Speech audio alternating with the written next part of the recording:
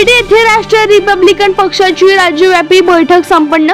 शिर्डी साईबाबा संस्थानचे विश्वस्त मंडळ घटनेच्या नियमाप्रमाणे व्हावे तसे न झाल्यास आमचा तीव्र विरोध। स्थानिक स्वराज्य संस्थेच्या निवडणुका लढवणार अण्णासाहेब कटारे। राष्ट्रीय रिपब्लिकन पक्षाची शिर्डी येथे राज्यव्यापी बैठक मोठ्या उत्साहात पार पडली। या बैठकीत राज्यातून मोठ्या संख्येने पदाधिकारी, कार्यकर्ते, महिला मंडळ उपस्थित होते। शिर्डी येथील शासकीय गेस्ट हाऊस या ठिकाणी झालेल्या राज्यव्यापी बैठकीत राष्ट्रीय अध्यक्ष अण्णासाहेब कटारे यांनी कार्यकर्त्यांच्या अडचणी जाणून घेतल्या। राष्ट्रीय पक्ष हा सर्वसामान्य जनतेला घेऊन बरोबर चालणारा असला पाहिजे। आपला राष्ट्रीय रिपब्लिकन पक्ष हा सर्वांचा पक्ष असून न्याय व अन्यायाला वाचा फोडण्याचे काम करत आहे। आगामी होऊ घातलेल्या स्वराज्य संस्थेच्या निवडणुकीमध्ये महानगरपालिका, नगरपालिका, जिल्हा परिषद व पंचायत समिती या सर्व ठिकाणी राष्ट्रीय रिपब्लिकन पक्ष आपले उमेदवार देणार आहे। जूनच्या पहिल्या आठवड्यापासून सभासद नोंदणी, संपर्क अभियान, गाव शाखा सुरू होणार आहे।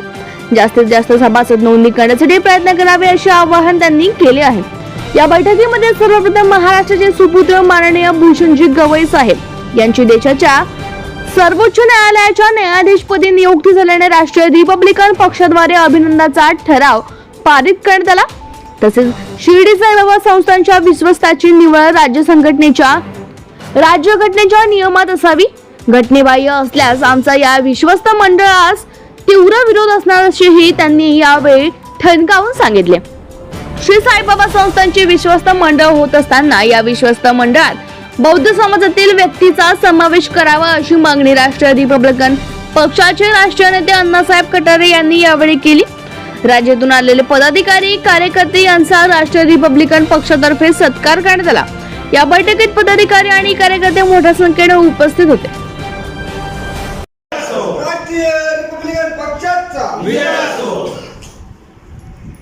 साहेब, आजच्या बैठकीचं महत्त्व काय? राष्ट्रीय रिपब्लिकन पक्षाची राज्यव्यापी बैठक आज शिर्डी येथे संपन्न झाली। सदर बैठकीमध्ये राज्यात होऊ घातलेल्या स्थानिक स्वराज्य संस्थेच्या निवडणुका लढवण्याबाबतचा ठराव देखील आजच्या बैठकीत पारित करण्यात आला। या बैठकीला राज्याच्या कानाकोपऱ्यातून आमचे समस्त नेते आणि पदाधिकारी उपस्थित होते। अत्यंत खेळीमेळीच्या वातावरणामध्ये आजची बैठक पार पडली। बैठकीमध्ये सभासद नोंदणी अभियान सुरू करण्याचा ठराव पारित करण्यात आला। जूनच्या पहिल्या आठवड्यात राष्ट्रीय रिपब्लिकन पक्ष संपर्क अभियान हे सुरू करणार असून त्याद्वारे सभासद नोंदणी, गाव तेथे शाखा हे अभियान देखील राबवण्यात येणार असल्याचा ठराव देखील आज पारित करण्यात आला। राष्ट्रीय रिपब्लिकन पक्षाने अभियान रथ हा जूनच्या पहिल्या आठवड्यापासून सुरू करण्याचा निर्णय घेतलेला आहे। प्रत्येक गाव, खेड्यापाड्यापर्यंत राष्ट्रीय रिपब्लिकन पक्ष या रथाद्वारे आपल्या पक्षाची सभासद नोंदणी करून गाव तेथे शाखा निर्माण करण्यासाठी देखील आमचे समस्त नेते आणि कार्यकर्ते प्रयत्न करणार आहे आणि त्या दृष्टिकोनातून आजच आमचे समस्त नेते कार्यकर्ते त्या तयारीला लागले आहेत। राष्ट्रीय रिपब्लिकन पक्षामार्फत काय नियोजन आहे? राष्ट्रीय रिपब्लिकन पक्षाने होऊ घातलेल्या स्थानिक स्वराज्य संस्थेच्या निवडणुका, महानगरपालिका, नगरपालिका, जिल्हा परिषद, पंचायत समिती या निवडणुकाबाबत देखील अतिशय सकारात्मक असा निर्णय घेऊन ज्या ज्या प्रभागामध्ये, ज्या ज्या विभागामध्ये राष्ट्रीय रिपब्लिकन पक्षाची ताकद आहे, कार्यकर्त्यांची फळी आहे, असेच गण आणि गट लढवण्याचा निर्णय राष्ट्रीय रिपब्लिकन पक्षाने घेतला। साईबाबा संस्थांची जी कमिटी, जी बॉडी होत आहे ती कायदेशीर पद्धतीने झाली पाहिजे आणि जर का बेकायदेशीरपणे ती कमिटी होणार असेल तर राष्ट्रीय रिपब्लिकन पक्षाचा त्याला विरोध आहे आणि कायदेशीर कमिटीमध्ये एक बौद्ध समाजाचा प्रतिनिधी असावा अशी आमची राष्ट्रीय रिपब्लिकन पक्षाची मागणी आहे। राष्ट्रीय रिपब्लिकन पक्षाच्या आजच्या राज्यव्यापी बैठकीमध्ये नुकतेच आपल्या राज्याचे रहिवासी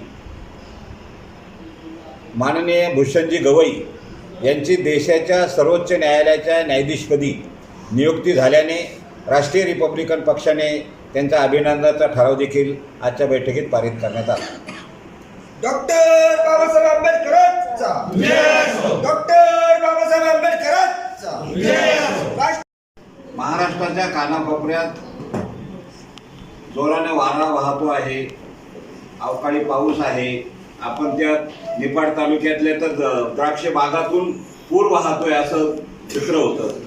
आणि हे सगळं बघितल्यानंतर शेवटी प्रवास करायचा आहे, गाडीने यायचं आहे, रेल्वेने यायचं आहे. मग आपल्याला येणाऱ्या लोकांना त्रास होईल की काय, ते व्यवस्थित येतील की नाही, जाताना परत जातील की नाही, हे सगळं डोक्यात थैमान होतं. तेथे शाखा मला हा पहिला मुद्दा आहे. कारण राजकारणामध्ये तुम्ही कोण आहात, तुमची ओळख काय आहे, ही निर्माण केल्याशिवाय तुम्हाला कोणी विचारत नाही. तुमच्याकडे किती मोठं पद आहे, तुम्ही किती राज्याचे प्रमुख आहे, किती जिल्ह्याचे प्रमुख आहे, यापेक्षा तुमच्या मागे जनमानसाची ताकद काय आहे, किती जनसंघटन तुमच्या सोबत आहे, याच्यावर तुमचं मूल्यमापन केलं जातं. आणि म्हणून राष्ट्रीय रिपब्लिकन पक्षानं या ठिकाणी काही कठोर देखील निर्णय घ्यावे लागणार आहे. या ठिकाणी त्यानं सांगितलं, बिपिन वास्तविक हा माझा अधिकार आहे की जे लोक येणार नसतील, येत नसतील, त्यांना पक्षात ठेवायचं, परंतु त्यांना कार्यमुक्त करावं या विचाराचा मी देखील आहे. कारण समोरचा आपला जो माणूस भाऊ काही निर्णय घ्यावे लागतील आपण घेऊ, परंतु तेवढ्यावर न थांबता आता सचिन भाऊनं जो संकल्प या ठिकाणी निर्माण मांडलाय, असाच रथ संपूर्ण महाराष्ट्रात सगळ्या जिल्ह्यात निघाला पाहिजे. आणि सभासद नोंदणी रथ काढल्यानंतर अवघड आहे असं अजिबात नाही. तुम्ही ज्या भागात, ज्या वस्तीत, ज्या नगरात जाल, तिथल्या लोकांचे जे काही प्रश्न असतील, त्या प्रश्नाची देखील आपण आपल्याकडे मांडणी करून घेणार आहोत. एखाद्या विभागात गेले, एखाद्या वस्तीत गेले, एखाद्या गावात गेले, तिथे शाळेची काय अवस्था आहे, तिथे आरोग्याची काय व्यवस्था आहे, तिथं गावाच्या दिवाबत्तीची काय व्यवस्था आहे, रस्त्याची काय परिस्थिती आहे, हे सगळे प्रश्न जर मला वाटतं आपण हाती घेतले तर निश्चितपणे सभासद नोंदणी तुमच्या डोक्यात जे आहे, जो आकडा आहे, तो आणखी 4 पटीनं मला वाटतं पार केल्याशिवाय राहणार.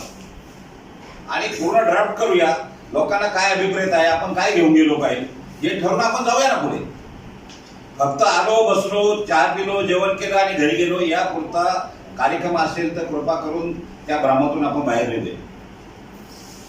राष्ट्रीय रिपब्लिकन पक्ष हा वेगळा पक्ष आहे. काही लोकांनी ज्या पद्धतीनं राजकारण केलं, ज्या पद्धतीनं पक्ष चालवले, त्या पक्ष पद्धतीनं कृपा करून आपल्याला पक्ष चालवायचा नाही. तुम्ही जर समाजाला काही देऊ शकत नसाल, तुम्ही समाजाला प्रति काही उभं करू शकत नसाल, तर नुसतं मी ह्या पक्षात आहे, मी हे माझं हे पद आहे असं बोलून चालणार नाही. आणि म्हणून आता राज्यामध्ये आणि देशामध्ये अनेक पक्ष, अनेक संघटना आहेत. करायचे धर्मामध्ये भांडणं उभे करायचे आणि आपली राजकीय पुढी वाजायची अशाच पद्धतीचं राजकारण सुरू आहे. परंतु आपण ज्या घटकांचे नेतृत्व करतो, संकलेचे, ते अजूनही अर्धपोटी आहे. त्यांच्यापासून विकास कोसदूर आहे. अशा लोकांचं आपण लिडिंग करतोय. मगाशी केदारी सरांनी सांगितल्याप्रमाणे शिक्षण देखील तुमच्या हातातून चाललंय. जिल्हा परिषदेच्या शाळा अनेक बंद होण्याच्या मार्गावर आहे आणि खाजगी शाळांचा पेव मात्र जोरात फुटला आहे. आमचा दगडगोट्याचं काम करणारा, रिक्षा चालवणारा, शेतात मजुरी करणारा बापू, तो माणूस आपल्या मुलाला शाळेत कसा शिकू शकतो?